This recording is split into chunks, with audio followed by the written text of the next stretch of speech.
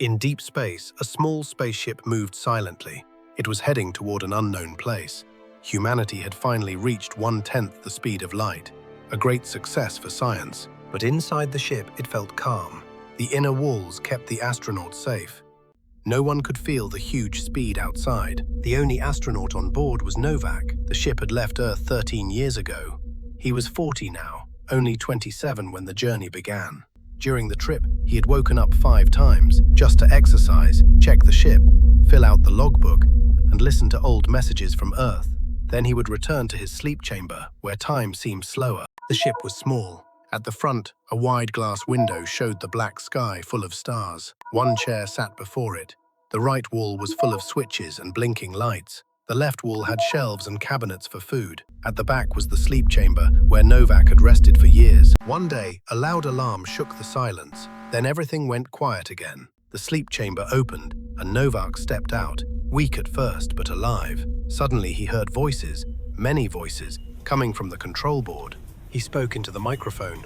"Yes, I woke when the alarm rang. My ship received strange signals too, from a nearby planet. This may be life, or a new world for us." The answer came at once. "Good, Novak. You are near Proxima Centauri. Change your direction to the coordinates we send. An unknown planet is there. Be careful, the weather may be very cold." Novak felt a hope. Life, like us or maybe more advanced. He remembered the other astronauts who had flown with him 13 years earlier. 50 had launched together in a giant ship, then separated into smaller ones to search the stars. 2 had been lost to meteors. The rest still sent messages sometimes. When he received coordinates, he entered them, and the ship turned left. The engines grew louder. After 36 hours, he saw the planet. Orange and red colors glowed on its surface. It had thin atmosphere and low gravity, ready for landing. But something was wrong. A strange pull gripped the ship. The engines stopped. The monitor went black. A magnetic force dragged him down. The landing was soft. The gravity felt normal, but the ship's door would not open. Someone else had control. Finally, the door slid open. He stepped into a giant hall glowing with orange lights with globes.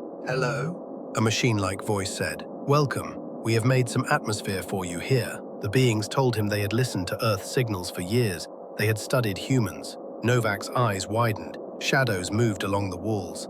They were like smoke, like half-drawn figures. "We are here," the voice said again.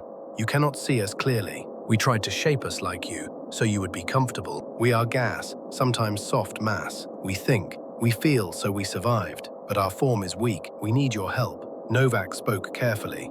He was curious but nervous. They mentioned they have sent messages to other astronauts, and they are coming too. Novak's unease increased. He noticed a glass chamber with a frozen cloud inside. "This is one of us," the voice explained. "We made it denser in a supercritical fluid, but our DNA is unstable. We must change it." "Well, I need some information to understand the situation here. Do you have any sunlight directly to your planet?" he asked. "No. We are using one of our natural substances to alive us and for power and light." "What substance? Why you are red?" Novak asked. "This is Emona in our language." "Well, let me find out." Novak told them and turned back to his ship without listening them. He went to his spaceship. Now he was feeling very weakness and headache. He grabbed the spectro and came back to the hall. Novak scanned the chamber with his spectro device. His heart sank. The elements were lithium and chloride. Suddenly his weakness and headache made sense. The planet, the atmosphere, the beings, everything was saturated with lithium chloride, toxic to humans. He thought fast and went back to his medical kit. From it, he took magnesium and calcium to ease the symptoms, but he knew they wouldn't save him for long. After a long nap, he still felt weak and had a headache. He began searching through his documents and found one note about a rare element called Zorium Oxide, known to absorb lithium's neural effects. He came back to the hall. It looked like they had been waiting for him. "Do you have Zorium Oxide here?" he asked. "Yes," the shadows replied.